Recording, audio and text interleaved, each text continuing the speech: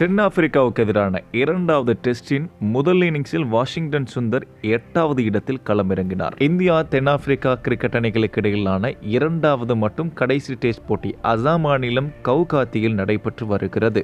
இதில் டாஸ் வென்று முதலில் பேட் செய்த தென்னாப்பிரிக்கா அணி முதல் இன்னிங்ஸில் 489 ரன்கள் குவித்த நிலையில் ஆல் அவுட் ஆனது. அதிகபட்சமாக முத்துசாமி 109 ரன்களும் மார்க்கோ ஜான்சன் 93 ரன்களும் அடித்தனர். இந்திய தரப்பில் சுழற்பந்து வீச்சாளர் குல்தீப் யாதவ் 4 விக்கெட்டுகளை கைப்பற்றினார். பின்னர் தனது முதல் இன்னிங்ஸை தொடங்கிய இந்திய அணி 83.5 ஓவர்கள் தாக்குப்பிடித்த நிலையில் 201 ரன்களில் ஆல் அவுட் ஆனது. இந்திய தரப்பில் அதிகபட்சமாக ஜெய்ஸ்வால் 58 ரன்களும் வாஷிங்டன் சுந்தர் 48 ரன்களும் அடித்தனர். தென்னாப்பிரிக்கா தரப்பில் மார்க்கோ ஜான்சன் 6 விக்கெட்டுகள் வீழ்த்தி அசத்தினார். தென்னாப்பிரிக்கா அணி 288 ரன்கள் முன்னிலை பெற்ற நிலையில் இரண்டாவது இன்னிங்ஸில் பேட்டிங் செய்வதாக அறிவித்தது. அதன்படி இரண்டாவது இன்னிங்ஸை தொடங்கிய தென்னாப்பிரிக்கா அணி 8 ஓவர்களில் விக்கெட் இழப்பின்றி 26 ரன்கள் அடித்திருந்த போது போதிய வெளிச்சமின்மையால் 3வது நாள் ஆட்டம் முன்கூட்டியே முடித்துக் கொள்ளப்பட்டது.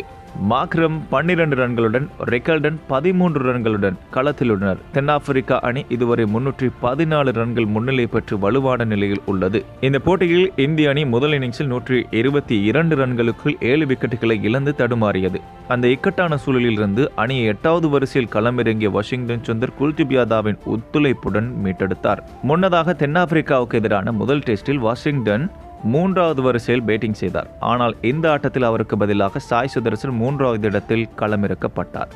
வாஷிங்டன் 8வது வரிசையில் இறங்கினார். இந்த நிலையில் வாஷிங்டன் சுந்தரை இப்போட்டியில் குறைந்தது 4வது இடத்தில் பேட்டிங் செய்ய வைத்திருக்க வேண்டும் என்று இந்திய முன்னாள் பயிற்சியாளர் ரவி சாஸ்திரி தெரிவித்துள்ளார். ஆனால் அதை செய்யாமல் 8வது இடத்தில் அவரை விளையாட வைத்தது அர்த்தமற்ற முடிவு என்று கம்பீரை அவர் விளாசியுள்ளார். இது குறித்து ரவி சாஸ்திரி பேசிய போது, இது ஒரு அர்த்தமற்ற முடிவு. இதனுடைய பின்னணியில் இருக்கும் சிந்தனை செயல்முறை எனக்கு புரியவில்லை.